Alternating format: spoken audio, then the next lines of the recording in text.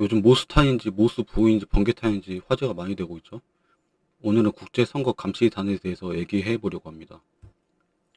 존 밀스 대령, 모스탄 전 대사, 그리고 국제선거감시단. 요즘 한국 보수 커뮤니티에서 자주 언급되는 이름들입니다.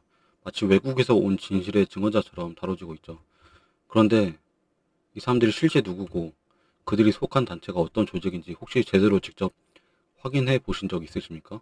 먼저 존 밀스 대령, 미국 육군 퇴역 대령이고 국방부에서 사이버 안보 정책 관련 업무를 맡았던 사람입니다. 지금은 민간인 신분이고 국제선거감시단이라는 이름으로 한국에 와 있죠. 하지만 이들이 소속된 조직은 유엔이나 OSCE, EU 같은 공식 국제기구가 아닙니다. 에폭타임즈, 센터 포 시큐리티 폴리시 등 미국 보수 민간 네트워크 중심 단체들입니다. 즉 정확히 말하자면 국제기구 감시단이 아니라 미국 보수 진영의 활동가 그룹에 가깝습니다. 그리고 모스 H. 탄, 트럼프 행정부 시절에 국무부의 국제형사사법 담당 대사였고 북한 인권이나 전범재판 등 국제사법 이슈를 주로 담당했습니다. 하지만 선거와는 아무런 관련이 없는 직책이고 현재는 민간인으로 교수 활동 중입니다. 또 하나 중요한 점, 모스탄은 한국계 미국인입니다. 즉 아시아계입니다. 백인은 아닙니다. 그런데 보수 커뮤니티에서는 그를 포함해서 이런 인물들이 마치 미국에서 온 외교 엘리트, 진실의 전달자처럼 권위적으로 소비되고 있습니다. 문제는 그 권위가 이력이 아니라 이미지에서 온다는 점입니다. 그럼 이걸 왜 믿는가? 왜 이 사람들을 추종하나? 한번 살펴봅시다. 여기서 중요한 건 이겁니다. 한국 극우 커뮤니티는 이들이 어떤 말을 하느냐보다 어디 출신이냐, 무슨 타이틀을 가지고 왔냐, 이를 더 중요하게 봅니다.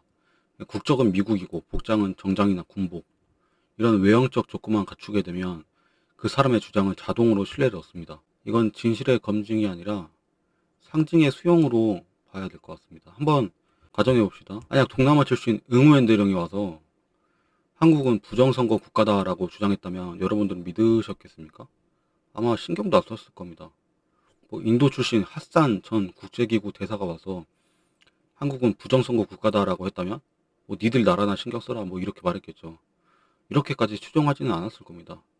이걸 한국식 버전으로 좀 바꿔 생각해 본다면 예를 들어 준장 진급 실패한 김민수 대령, 퇴직 외교관, 무슨 인권 변호사 이런 사람들이 아프리카 마다가스카르나 레소토 같은 국가 가서 몰락해버린 특정 정파 음모론 집단에게 원하는 말, 듣고 싶은 말 이런 말만 하면서 대우받고 이런 거나 마찬가지죠. 그거랑 비슷해요. 이런 말 하면 사람들이 다 너는 화교냐, 너는 중국인이냐, 너는 조선족이냐, 이런 말을 하겠지만, 아니, 그것도 병이에요. 같은 말을 해도 말하는 사람이 어떤 이미지를 갖고 있느냐에 따라 진실의 무게가 바뀌는 구조. 이게 지금 우리가 보고 있는 현실입니다. 이 세계관에서 반박은 곧 배신입니다. 비판하면 바로 짱깨, 조선족, 화교 프레임이 돌아오고, 사실을 따지기도 전에 정체성 공격이 시작됩니다. 논쟁이 아니라 낙인, 팩트가 아니라 프레임. 이건 비판을 막기 위한 일종의 자기 방어 기제라고 봐도 될 것 같아요.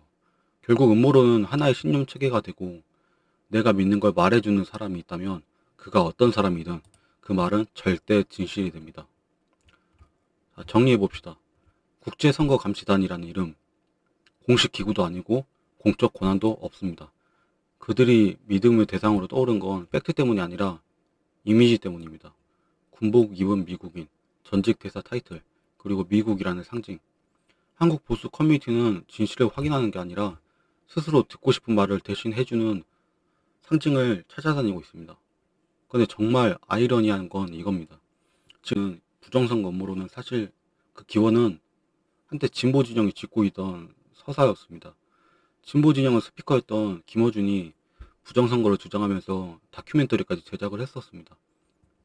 민주당 의원들이 이러한 부정선거 이미지를 걷어내기 위해서 굉장히 많이 노력했어요. 특히 초선 의원들이 당시 기준으로. 오랜 시간 합리성을 복원하려 노력을 굉장히 많이 했습니다.